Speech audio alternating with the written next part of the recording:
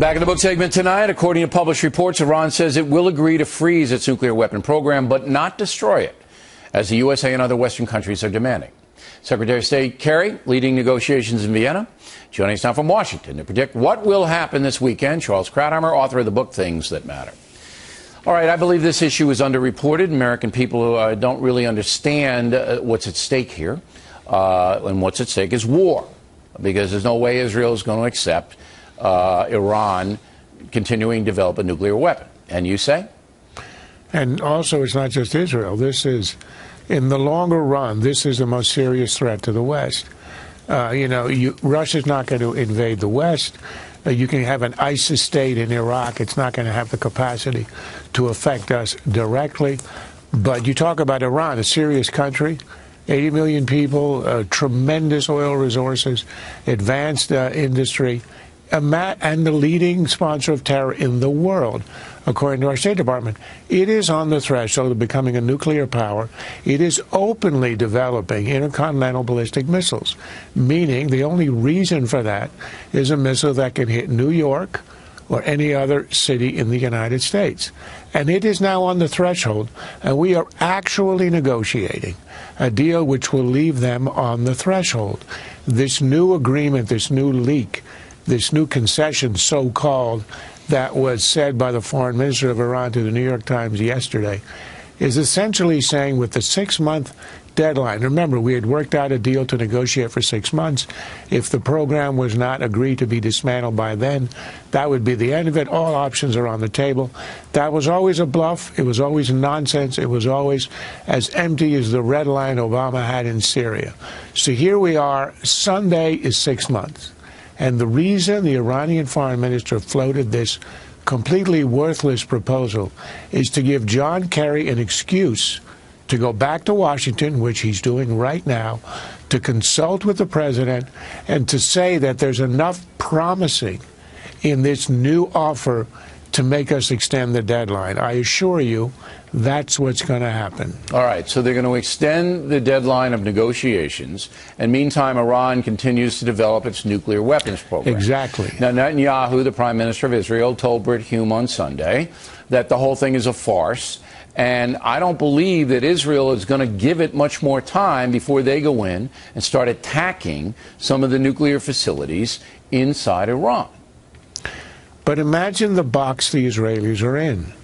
They are the ones who are most directly, immediately threatened.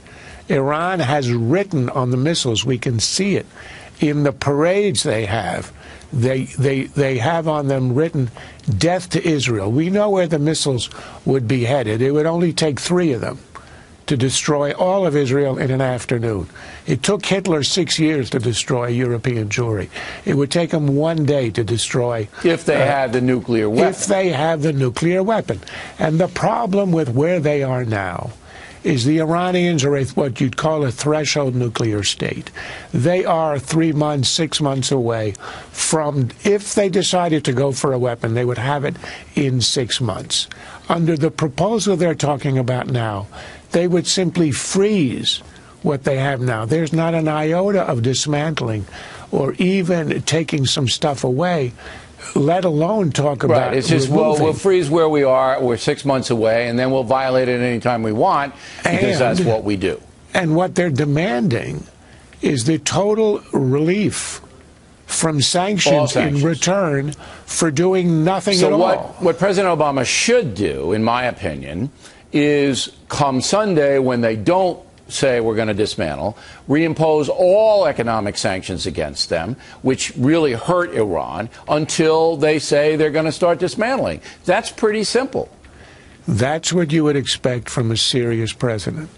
But here you've got a president whose foreign policy has collapsed everywhere. In Ukraine, in Syria, in Iraq, in Libya. He's got nothing to claim. And as Susan Rice reportedly said to the president a month ago, we have to put points on the board. And what they would like to do, and they will do by extending negotiations, is to come up with a fig leaf of a deal that will appear to somehow be containing the Iranian nuclear program, And all those who understand the details will know it will do nothing of the sort. But to give them, to be able to say, look, we just came to a historic deal with Iran. It'll put these restrictions. Do you think the press is going to buy it, though? Do you think the American press is going to go along with that? I think the president is cynical enough about this. He is unserious enough about denying Iran a nuclear weapon that he will choose, if it comes to that, a bad deal, a fig leaf of a deal. No, but my question is, will the press allow him to do it or pound him into pudding? They will allow him to do it, A, because they're lazy.